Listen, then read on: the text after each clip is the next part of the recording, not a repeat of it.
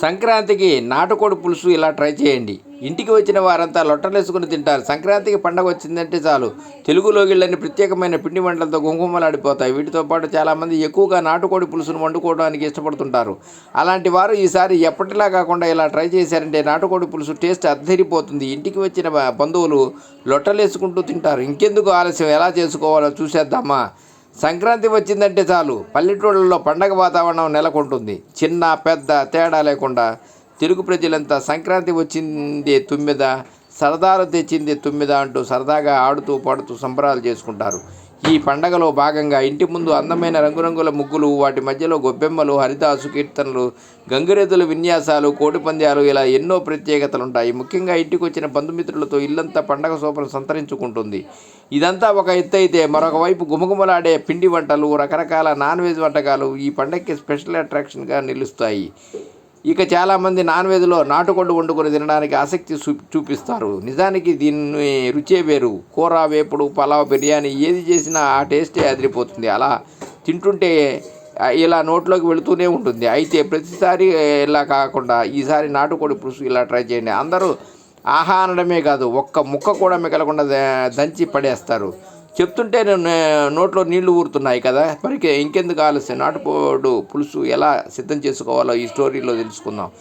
నాటుకోడి పులుసుకు కావాల్సిన పదార్థాలు: నాటుకోడి మాంసం 1/2 కేజీ, తరిగిన ఉల్లిపాయలు 2, పచ్చిమిర్చి 6, టమాటాలు 2 చిన్నవి, నూనె తగినంత, బిర్యానీ ఆకులు 4, కారం రుచికి పడినంత, పసుపు కొద్దిగా, అల్లం వెల్లుల్లి పేస్టు 1 పెద్ద స్పూను, ఉప్పు సరిపడా, పెరుగు కొద్దిగా, కరివేపాకు కొద్దిగా, కొత్తిమీర 1 కట్ట తురుముకోవాలి.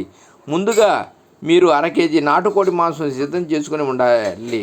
అంటే నాటుకోడిని కోసి దాన్ని క్లీన్ చేసి ముక్కలు కట్ చేసి పెట్టుకోవాలి. అలాగే ముందుగానే మసాలా పొడి పేస్ట్ను రెడీ చేసుకుని ఉండాలి. మసాలా పొడి తయారు చేసుకునే విధానం: అనాస పువ్వు 1, దాల్చిన చెక్క, బిర్యానీ ఆకు 1, ఎండుమిర్చి 3, లవంగాలు 6, యాలకులు 4, వెల్లుల్లి రెబ్బలు 8, కొద్దిగా జాజికాయ పొడి, 1 స్పూన్ ధనియాలు తీసుకొని ఒక పాత్రలో దోరగా వేయించుకొని మిక్సీ పట్టుకొని మసాలా పొడి సిద్ధం చేసి పక్కన పెట్టుకోవాలి. మసాలా పేస్టు తయారు చేసుకోండి. ఇలా జీడిపప్పు 1/4 కప్పు, 2 స్పూన్లు ఎండు కొబ్బరి ముక్కలు, 1/2 టీ స్పూన్ గసగసాలు, 2 స్పూన్లు సారపప్పు, వీటిని కూడా ఒక జార్లోకి తీసుకొని కొన్ని నీళ్లు పోసుకొని పేస్ట్ లాగా మిక్సీ పట్టుకొని పక్కన పెట్టుకోవాలి.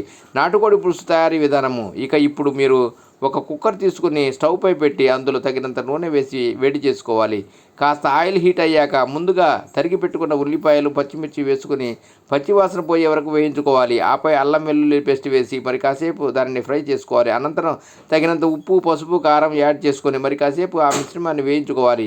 అప్పుడు నూనె పైకి తేలిన తర్వాత మీరు సిద్ధం చేసుకున్న టమాటాను ప్యూరీ లాగా చేసుకొని అందులో వేసుకోవాలి. అనంతరం పెరుగు కూడా దానికి యాడ్ చేసుకొని చిన్న మంట మీద ఆ మిశ్రమాన్ని ఫ్రై చేసుకోవాలి. ఇక తర్వాత మీరు ముందుగా శుభ్రంగా కడిగి పక్కకు పెట్టుకున్న నాటుకోడి ముక్కలను ఆ మిశ్రమంలో వేసి కలపాలి. ముక్కలను కొంచెం ఫ్రై అయ్యాక ముందుగానే రెడీ చేసుకున్న మసాలా పేస్ట్ను వేసి దానిని మరోసారి కలుపుకోవాలి. ఇవన్నీ చికెన్కి బాగా పట్టేలా 5 నిమిషాలు ఉడికించుకోవాలి. తర్వాత సరిపడా వాటర్ పోసుకోవాలి. అనంతరం కుక్కర్ మూత పెట్టి 6 విజిల్స్ వచ్చేంత వరకు ఉడికించుకోవాలి. ఒకవేళ ముక్క ఉడకకపోతే ఇంకో 2 విజిల్స్ వచ్చేంత వరకు ఉడికించుకోవాలి. ఆ తర్వాత ముందుగా రెడీ చేసుకున్న మసాలా పొడిని వేసుకొని మరి కాసేపు దాన్ని ఉడికించుకోవాలి. ఇక చివరిగా ఒకసారి ఉప్పు చూసుకొని కొత్తిమీర చల్లుకోవాలి.